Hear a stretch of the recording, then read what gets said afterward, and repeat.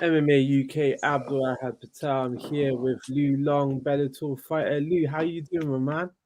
Doing sweet, buddy. Can't complain, Can't complain. Well, you can, but nobody really cares, do they? But, Yeah, you know, yourself, all good? yeah, all good, man, all good. How was your Christmas and New Year's? Not too bad, A couple of beers, but on baby watch, so waiting for the baby. My missus is pretty heavy pregnant, so just waiting for that to Yeah, pop man. out now and start that journey. So, So not too many Stellas then. well, yeah, I had a few. I'm not gonna lie.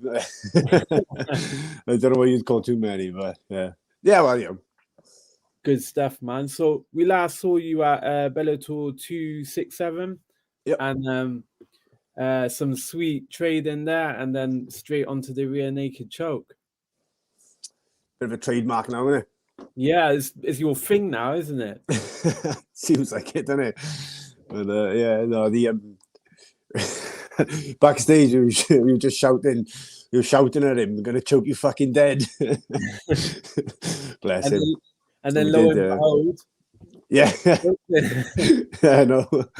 That's your third choke in Bellator, right? I think I've had 4 for 2. 2 chokes and 1 knee bar. 2 chokes and 1 knee bar. Yeah, man. So it is becoming a thing. Yeah. And I know go on. I think it's like my 9th or 10th rear naked choke win in total. I think like 12th or 13th then submission victory. Yeah, for real. And like clearly is where you're dangerous at. But let's not overlook the fact that the trading as well was like clean and precise. Yeah. We knew what he was going to do, so we knew he was going to jump into a shot. So it was always just stay off the center and throw a right hand. So it was just like everything, like from the weight cut to the whole week and to the fight, it all went exactly to plan. We sat back after and looked at it and thought, fuck, banging. Do you know what I mean? Like it couldn't have gone any sweeter, really. Yeah, this is it. And speaking on that, you smashed up your glove as well, didn't you? Yeah. I really like the Bellator gloves, and I got ones I've used for over a year, and they still they haven't broken. But it wasn't a punch. And if I knocked him out, I would have said it was the punch, but because I didn't, I can't really boast my power or anything like that. You can't. So that one, no. nah. But it was like as I had like a grip on his arm there, and got dragged down the cage. So as I was on the cage, I just pulled it down. So okay, well, I wouldn't have said anything if you didn't. So. Yeah, no, you gotta be truthful with it. But I just get that in all honesty, like I knew something was wrong with the glove. That's why I hopped to the back. Yeah, I don't normally like 2-footed jump. Sorry, I don't normally. To me, like what I did there was a very rushed back take. It worked because he was already rocked. But I don't normally like jump that far. It's quite risky. But I think if I'd continued to hit him with a glove, there was, well, I don't know whether it would go like a no contest or it could have gone lucky I did. Yeah, and then also you could have probably damaged your hand as well. There's that aspect as well. So I know you spoke like on the post-fight interview about the rankings. So talk to me about that, because from my knowledge, the Bellator rankings hasn't changed, and you're not placed in the top 10. But so, what's your thoughts on that? Because you're 2-fight win streak. You're taking guys out first round. What's your mindset? Like I feel I don't think it is. In fairness, I don't think I deserve to be in there yet because I haven't beaten a top ranked opponent. But it's not far away. That's my luck on it. Like I haven't beaten I've beaten people well, but I haven't beaten a ranked opponent yet. So, and on that premises, then I don't really suppose if you want, you know what I mean. Like you got to beat some name. I got to take some names first. As I said, I'm winning well. I'm winning fights. I should win well. I'm not making hard work of any of them. So it's just a matter of time before I get a decent name, and then jump in there. Then I mean, obviously, I'm on the cusp of it. I mean, you don't see people finishing fights like I'm doing. But again, it's just that getting that name, and yeah, just usual shit. Fight, win, move up. Like. So, like, when we previously spoke on the phone, you spoke to me about like you enjoy fighting because it's fighting, and now you're fighting because your family and those things are now in the mix. So you want to make sure you're able to provide and fight for a different reason. So how's that going down? Is that still the feeling? Is that giving you more fire for like motivation? Oh, 100%, especially like the last fight going into that. I mean, at the moment we do the drop any day, so everything's a bit like up in the air. It's all a bit, but and I haven't got anything booked yet. So I'm always training and always taking over. But like that last fight felt I wouldn't describe myself as an emotional bloke, but I almost cried in the cage, just what a relief and just winning and knowing I could come home, to my family and kids and. Like I left the arena straight away and jumped in a car and drove straight home, just to get back to the family. So, yeah, I think it's the real reason I do it now because I want to provide. Before it was just like being a scamp and having fun, running around. You're legally allowed to hit someone. It's fun, like and get paid for it. Now it's a way of providing a living for my family, and looking at it at other fighters, I look at them now as taking food off my plate, rather than just someone to beat. They're taking food from my family. Like that's like fuck you, it's my food. Yeah, for real. And then obviously it's not personal, but it gives you more of a reason to make sure that win comes home. Oh, definitely. 100%. It's just, it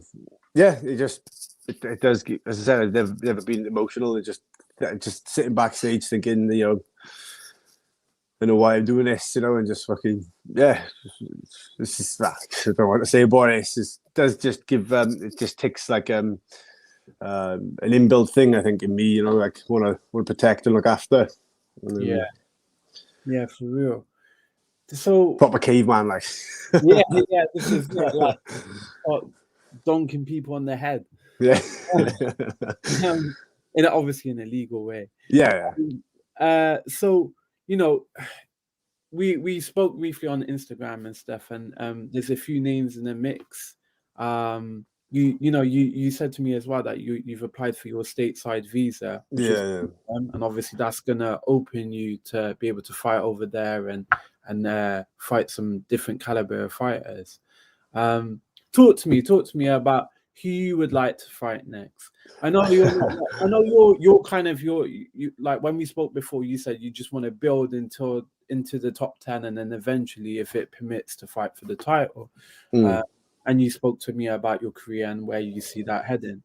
But clearly I think there's stars make fights. And I think what we spoke about, which isn't public yet, and I'm sure you're going to mention it.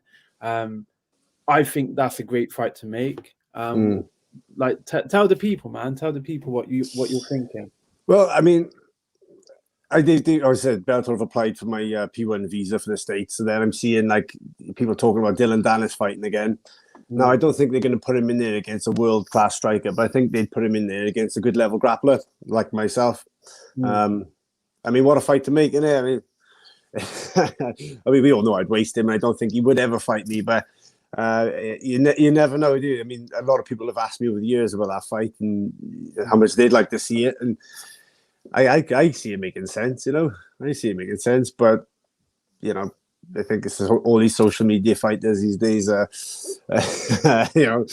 probably a little bit wary of someone as long in the tooth as me, like But you never know. I mean, I think a lot of fans would like to see that. People think it would be like a high level grappling match, but it wouldn't. It'd just be bang him on the chin and fucking choke him out again. Exactly the same as last time, I reckon. He'd be in the first again. Not that I'm scared to go to the second, but I don't think it'd be a long fight with him. considering he's not really a fighter, But I mean, if he thinks he is and he's got that platform, it's a great fight for me. Just steal his thunder, innit? But Ali's a dick, so there's nobody really likes him, do they? Just talk shit all the time. And does he compete? Does he even grapple? Does he fight? Just I don't know, to be honest with you. But you saying that, like obviously you mentioned it on Instagram, but then also like I had a look and I sent it to you as well. And Ariel Harani was like literally taking shots at him and saying that he competed in 3 years. The guy is this, that, and the other, and like, what is he actually doing? Like, is Scott gonna like match him up, or is he gonna release him? And I think, to be fair, I think from your side of things, as a spectator, I think you'd be throwing him a bone, because I don't actually think that fight there's anything for you other than it'd be a great matchup as styles against each other. But in terms of getting into like top 10 and stuff. Yeah, it's as I said, it's like one of those platform fights, and it's a media show, and everyone will think it'll take place on the ground, but you'll have the advantage or possibly have the advantage so we could at least cause some hype, But I know what you mean. Like, realistically, it doesn't do a hell of a lot for my career apart from boost the profile. But but whatever, innit? This is it. And I guess it's got the advantages. It's also got like the things that if you did fight someone that was 10 or 9, that would probably be more progressive. But in the sense, if you fought him, it will still build your profile. It will build your name, and there is an aspect to it. But obviously, he's only like 2-0 in MMA, and you're 19-6, right? Yeah. So this is so fair, is it? I think it would do more for him. Like if I was Dylan Dennis and I was thinking, okay, what fight should I take next? This guy's a heavy, grappler. Maybe that's the fight to take because I'm the best grappler. That's his kind of trail of thought. This is what I wanted to think, that's why I want the fight. That's why I think it makes sense, Yeah, and then maybe he's thinking, this guy's got 25 fights. I've got 2. If I beat him, then surely I should be, going up the rankings. Yeah. So I guess it does that for him, and like we said, there's the other advantages that it would do for you. But I think looking at this from a point of view as a fan as well, I think your striking and his striking, there's levels to it. Yeah. And his striking is very amateur in the sense of even his defense. When the punch comes towards him, he's leaning back, rather than bopping and weaving. Yeah. And like there's a lot of levels to combat sports, and you can't dispute that he hasn't got high level grappling, because he has to get to where. Yeah. But in terms of striking, and I completely agree with you. I think a lot of people will think, "Oh, go to the ground and that'll be the fight." But I think, in from your perspective, I think it will be light work to keep it standing on. Yeah. As I said, I think it'd be very similar to my last fight. Hit him once or twice, and then he'll just go to pieces, then jump on his back and choke him dead. Yeah.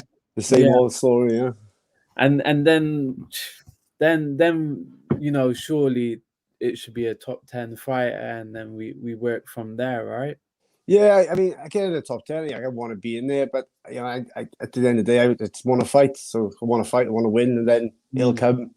It's just it'll come. It just needs to happen soon. Just hopefully this visa now will get, because I applied for it like about a month ago. Yeah. So and then Christmas. So hopefully now the next week or two we'll find out about where we're going with it, and then hopefully get something booked. I mean, and if not, I don't see if not, but yeah, I mean, is the Irish February card, so I'm gonna. Yeah. And then they're always doing the London shows as well, so see how it goes down. And I guess from your perspective as well, is when the baby comes and all of those things as well. So, and I'm sure you're going to be spending time at home with the missus. Bit of a sensitive subject, that one. How, I how does told her. balance the responsibility of a wife, a kid on the way? Not well. Yeah. Not well is the answer. I don't know how, but not well. Yeah. Making up to you then, yeah. I just try to keep everyone happy. You know, it's just tried my best.